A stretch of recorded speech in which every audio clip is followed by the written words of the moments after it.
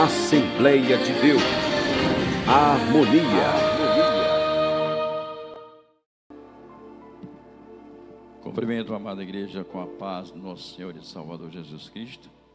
Amém. Glorificamos ao nome do Senhor por estarmos numa quarta-feira. Desta feita, convido a todos a ficar de pé e abram vossas Bíblias no Provérbio 30, do versículo 5 ao 9, que fala do período que Agur escreveu no reinado do rei Salomão. Diz assim a doce palavra de Deus. A palavra de Deus é comprovadamente pura. Ele é um escudo para quem nele confia totalmente. Não acrescentes nada às suas palavras. Jamais declare algo que Deus não disse, para que ele não te contradiga e passes por mentiroso. Duas bênçãos peço a ti que me dês. Não me negues, ainda que eu morra. Afasta de mim a falsidade e a mentira. Também não me permitas viver em extrema pobreza, nem em grande riqueza. Concede-me o sustento diário necessário, para que não ocorra que, tendo em demasia, venha eu imaginar que não preciso do Senhor, ou passando miséria, acabe roubando e envergonhando o teu nome, ó meu Deus. Amém? Podeis tomar assento.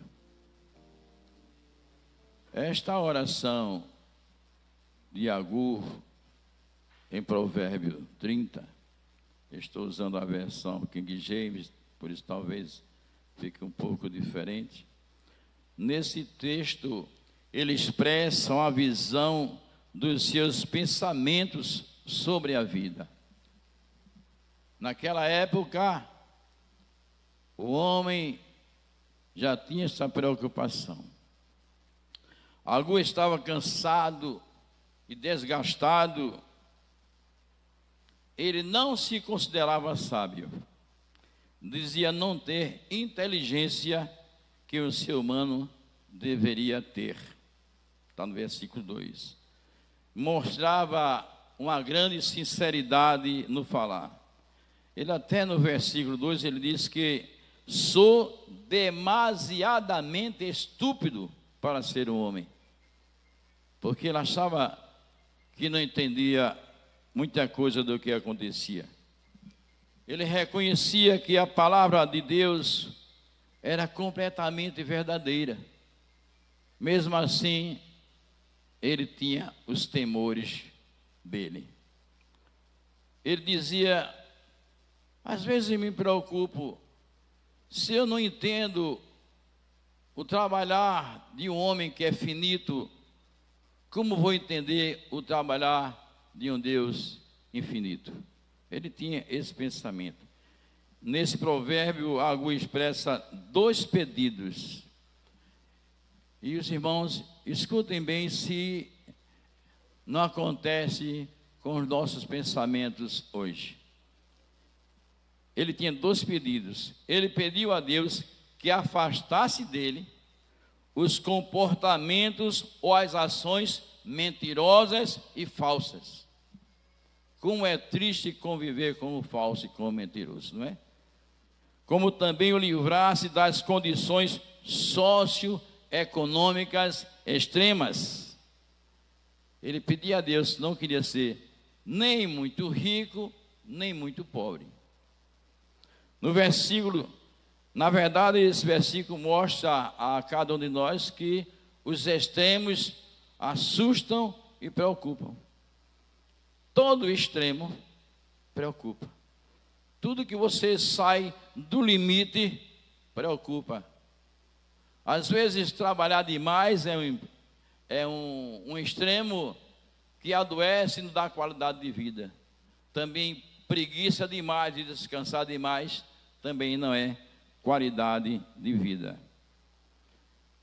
Até a riqueza em demasia, ela prejudica muita gente. E eu estava até pensando que nós passamos por isto. O que estamos vendo acontecer no Brasil é muita ganância. Milhões não resolvem, só resolve bilhões desviados. E essa é a preocupação de Agur. Será, se eu for muito rico, eu vou continuar adorando a Deus? Reflita nisso. No versículo 5, Agur diz assim: a palavra de Deus é comprovadamente pura. Ele é um escudo para quem nele confia totalmente. Não é confiar meio termo. A palavra diz confiar em Deus totalmente. Às vezes a gente ora e não acredita na resposta. Às vezes você ora e quando chega a bênção, você se assusta, porque você talvez tenha orado sem confiar. Você não entrou nas entranhas da espiritualidade que o Espírito Santo que habita em nós nos coloca. É preciso ter a certeza de que é o Espírito Santo que age em nossas vidas e precisamos confiar mais. Quando ele fala pura, é porque não podemos estar vagando em dois pensamentos.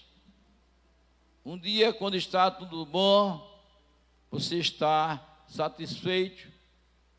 Quando acontece uma adversidade, você murmura e lamenta, muitas vezes achando até onde está Deus. E nós temos testemunhos de irmãos que se afastaram da igreja e eu perguntei o que aconteceu. Ele disse: eu não estou vendo Deus trabalhar na minha vida. Tenho um filho preso, tenho um filho assim, tenho um filho assim. Você pode até questionar Deus. Agora se prepare para receber e aceitar a resposta que vier dele. Ninguém é proibido de perguntar ao Senhor: mas Senhor, o que está acontecendo? A sua inquietação faz isto. E você tem que estar preparado para acreditar e obedecer a resposta que vem de Deus. E ainda diz mais assim, ele fala no escudo, que representa a proteção e o cuidado de Deus para quem nele confiam. Escuta, como é que a palavra diz? Para os que nele. Se você não confia no Senhor, como é que o Senhor vai trabalhar na sua vida? Nada é aposto, tudo é por fé. E esse escudo, se vocês estão lembrados, é uma das peças da armadura de Deus, que nos protege dos dardos inflamados do inimigo, da inveja, da injúria, da difamação. O Salmo 33, 18, diz assim: eis que os olhos do Senhor estão sobre os que o temem. Essa é a vigilância ativa de Deus. Ele não está esquecido de ninguém. Ele não está deixando de ver um ou outro. Mas o tempo de Deus é diferente do nosso tempo. Como seres humanos, nós somos imediatistas e não temos poder nenhum para ser imediato. O tempo é de Deus. A sua pressa, a sua ansiedade não vai modificar o que irá acontecer. A ansiedade só vai atrapalhar, porque esta ansiedade vai trazer estresse e prejudicar a sua qualidade de vida. Amém, irmãos? Deus está atento a todos, porém temos que confiar nele. Provérbio 15 e o versículo 3 diz assim: Os olhos do Senhor estão em todo lugar, contemplando os maus e os bons. Ele nos protege dos dardos inflamados do inimigo. Observe que ele olha os maus e os bons. Mas será que ele vai dar a mesma bênção ao mal e ao bom? Não seria um Deus injusto? Então a justiça dele é perfeita, como é perfeita a misericórdia dele e a graça. Por mais perverso que seja o homem, ele querendo, ele alcança a graça. Mas ele matou, ele roubou, ele fez, mas ele alcança a graça. Assim, a sua alma tem a sede de Deus e vai em busca de uma conversão perfeita e não convencimento. A alegria não está em ser convencido apenas.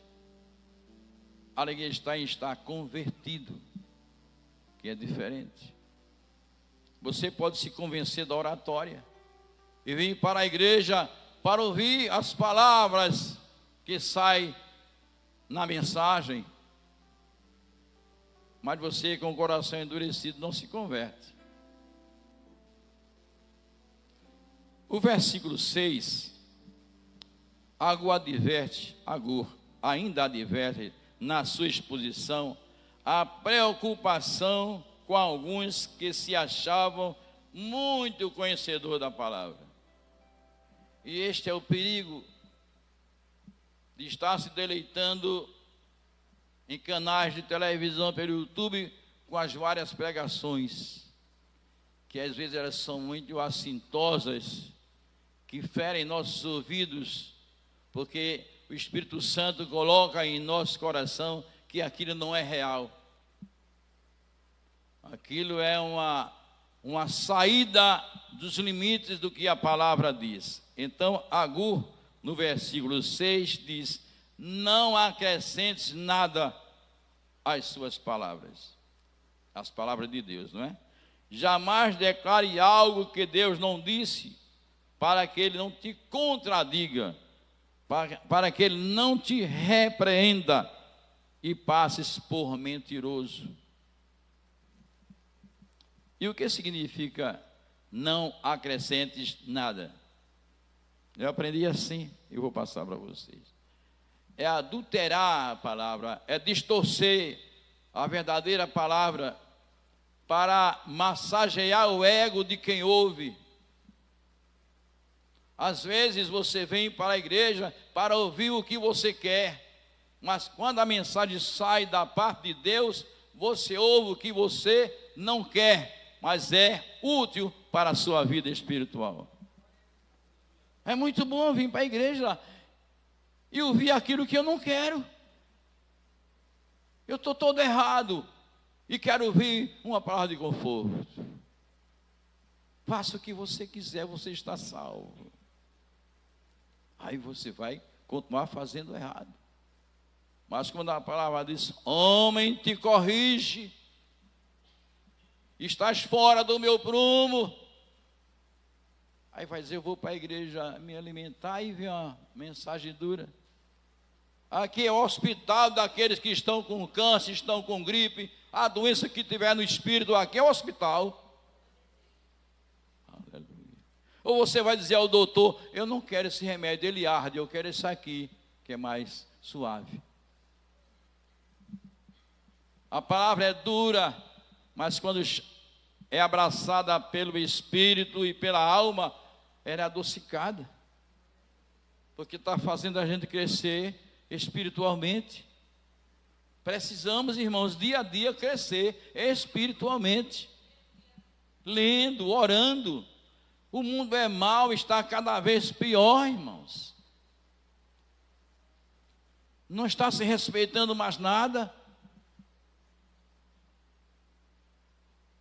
Por qualquer coisa boba na rua, alguém quer brigar. Alguém quer magoar e nós temos que estar preparados para não revidar a altura daquele que baixou o nível. Nós somos referência. Nós somos diferentes. Aí alguém vai dizer, então você é melhor do que eu? Não, não é questão disso. Mas eu tenho algo que você não tem. Eu tenho o Espírito Santo, você não tem. Como carne, como ser humano, somos iguais. Vai morrer, vai se enterrar. Mas espiritualmente, você é templo e morada do Espírito Santo. Aleluia. Escuta, eu até estava, quando ele fala, não acrescentes nada, eu tive o desprazer de assistir uma pregação, e vocês vão ficar um tanto quanto chocados como eu fiquei, que tinha uma média de 10 irmãos na frente do púlpito, que o pastor perguntou quem precisava de oração, e ele levantou, eu estou aqui. E ele foi para detrás dos irmãos, isto sendo filmado. Ele tira o óleo da unção e diz, eu vou orar para Deus melhorar a sua vida. Faça o Pix e vire para mim e mostre que eu vou orar por você. É muito forte, não é não isso? É muito isso. E o pior é que as pessoas inadvertidas, as pessoas que não têm o discernimento da palavra, entram nessas coisas. Tudo é por amor, tudo é por gratidão. Por isso que ele disse, não acrescentes nada. Tito, no capítulo 2, versículo 1, ele diz assim, veja aqui, escuta como Deus determinou escrever para mim e para você, e hoje é uma palavra novíssima. Tu, porém, prega o que está em harmonia com a sã doutrina. Eu posso mudar aqui a palavra, mas a essência espiritual tem que ser a mesma. Amém, irmãos? O apóstolo Paulo tinha essa preocupação de não ir além daquilo que foi revelado.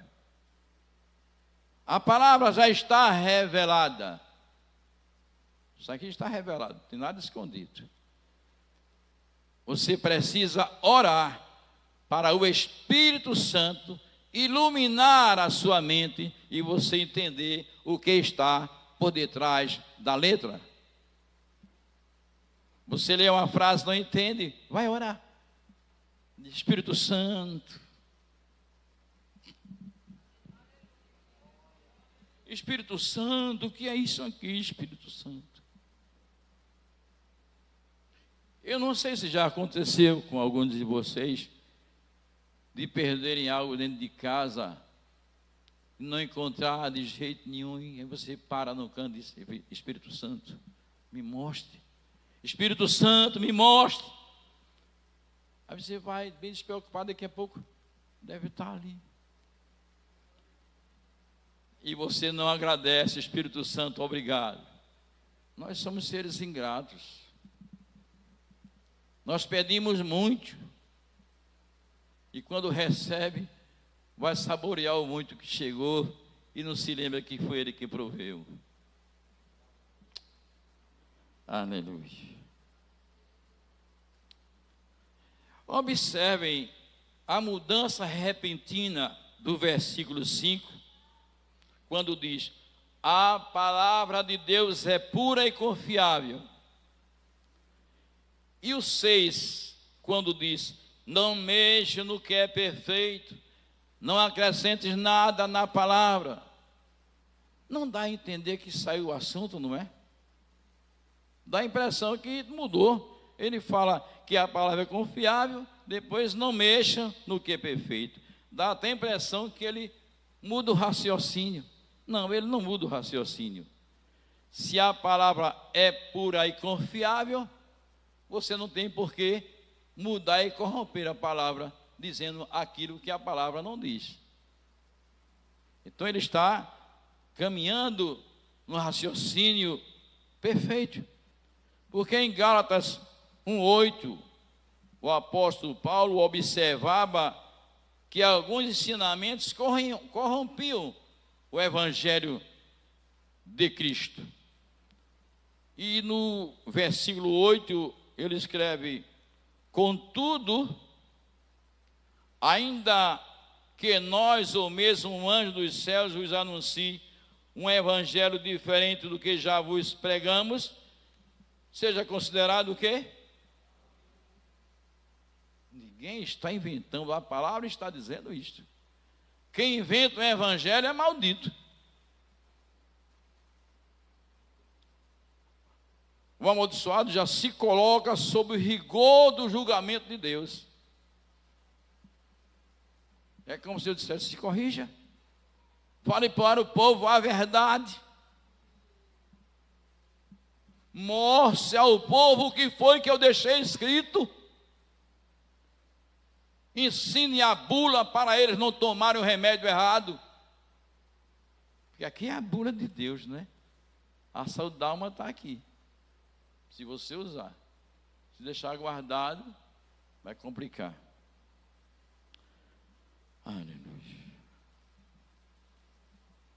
Observe, isso tudo você tem que ler, você tem que meditar. Mas eu não entendi esta palavra. Você volte, pega um dicionário bíblico e você vai começando a entender.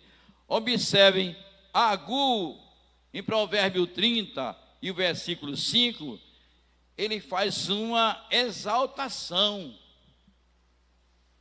A palavra de Deus é confiável, ela exalta a palavra de Deus. No versículo 6, é um tom de advertência: jamais declare algo que Deus não disse. Mas é comum o novo pentecostal dizer: Deus está te dizendo. E Deus não está dizendo. Você está colocando uma ilusão na pessoa. Deixa Deus te falar o que Ele quer falar. Quando Ele disser diga, você diz. Mas não se exiba dizendo aquilo que Deus não disse. Eu estou dentro do assunto da palavra pura e confiável.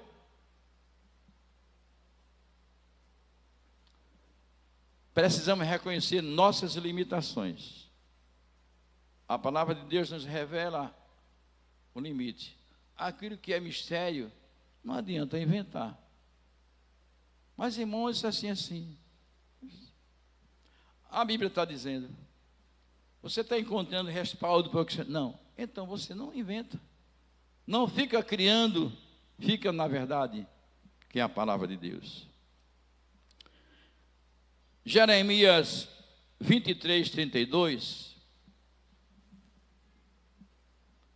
diz assim: tratou algo semelhante quando Deus diz assim: sim, estou contra os que proclamam falsos sonhos, afirma o Senhor. Eles os comunicam com as suas mentiras irresponsáveis e desviam o meu povo. Observe o perigo das heresias. Ela massageia o ego, mas não fortalece a alma, não aproxima de Deus, só massageia o ego. É da consciência para fora, não desce, não abraça a alma e fortalece o espírito. Amém, irmãos? Como eu disse, eu jamais enviei, eu jamais autorizei, mas eles estão se amostrando e se exibindo, falando aquilo que eu não falei, para atrair fãs. É como se eles tivessem um bocado de fã. Enche, porque as palavras são aquela de chave de casa que aqui já foi falado, para vocês prestarem atenção nessas coisas. Agur não queria saber de assunto com adulterar a palavra. Agora escutem os pedidos de Agur. No versículo 7, ele diz assim: a palavra diz que Agur ora a Deus e faz 2 pedidos, que Deus lhe dê 2 bênçãos antes que ele morra. E a gente tem que pedir assim, não é? Para viver bem com os homens, que Deus abençoe nossa vida e a gente convive bem com os homens. Quando a palavra diz assim: segui a paz com todos e a santificação, para poder ter aproximação com Deus. Segui a paz com todos e a santificação, sem a qual ninguém verá o Senhor. Mas eu estou de bem com meu irmão, mas está orando, está buscando a Deus para fortalecer? Não. Mas eu amo a Deus. E como está com o teu irmão? Com tudo é intriga, com tudo é briga, com tudo é desaforo. Alguns estão na igreja ouvindo a palavra, ouvindo os louvores, mas já sai questionando as coisas, intrigado, falando: não posso nem ver aquele irmão. Me dá uma revolta. E foi assim que Jesus ensinou. Amar não tem condição, é incondicional. A condição está em gostar. Ame seu inimigo. Agora deixa ele para lá. Você não gosta do que ele faz? Amém, irmãos? Estão entendendo isso? Tem que amar o inimigo. Agora, gostar do que ele faz já é outra situação. A oração é uma aproximação muito forte. A oração, dizem que é a chave que abre a porta do trono da graça. Se a oração é conversar com Deus, e eu começo a orar, alguma porta vai abrir para entrar na minha oração. Amém, irmãos? Entendam.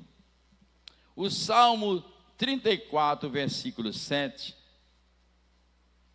diz assim: o anjo do Senhor acampa-se ao redor dos que o temem e os liberta. Escute bem, quem decide a ordenação do anjo acampando ao redor é Deus.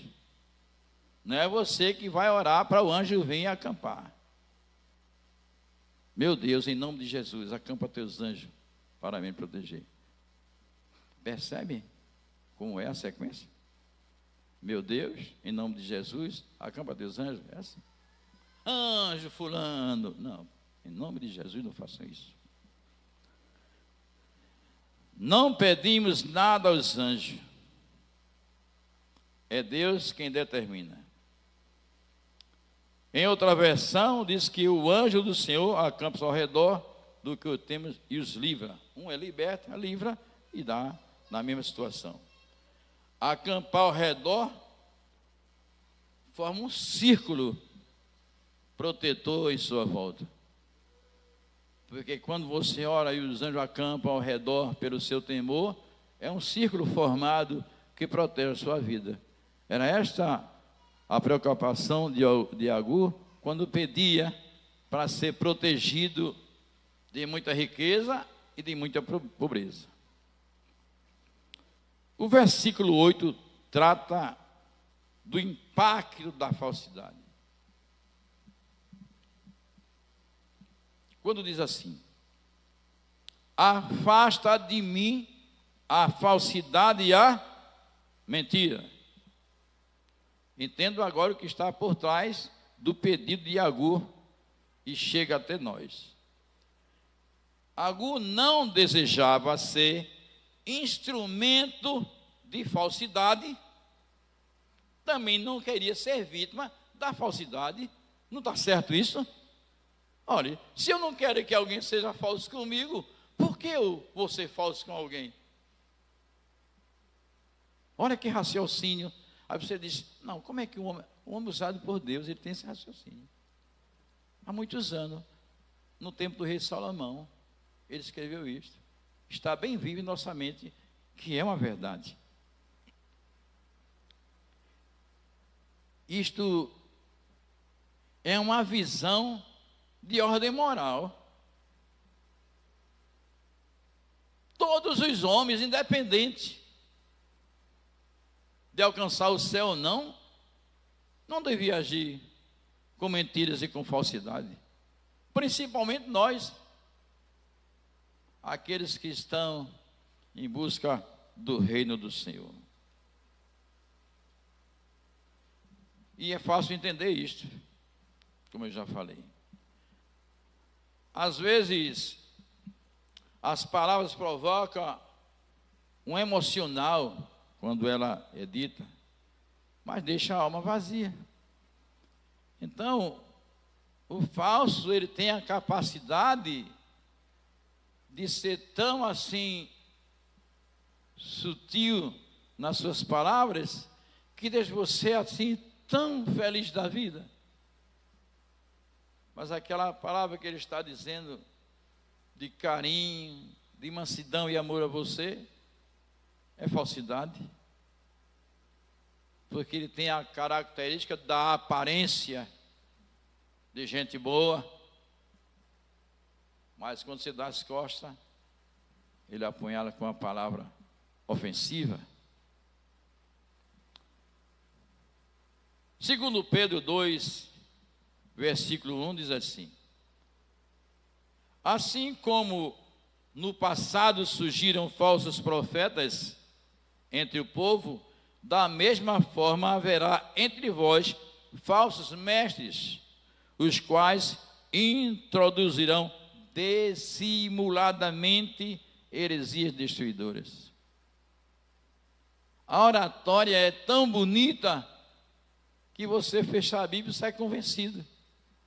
Aí se você anotar, você ler, se você pesquisar, vai ver que aquilo não vem da parte do Senhor. A falsidade e suas artimanhas.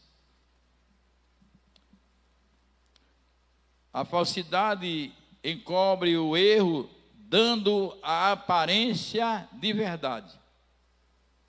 A falsidade encobre um erro, dando a aparência de verdade.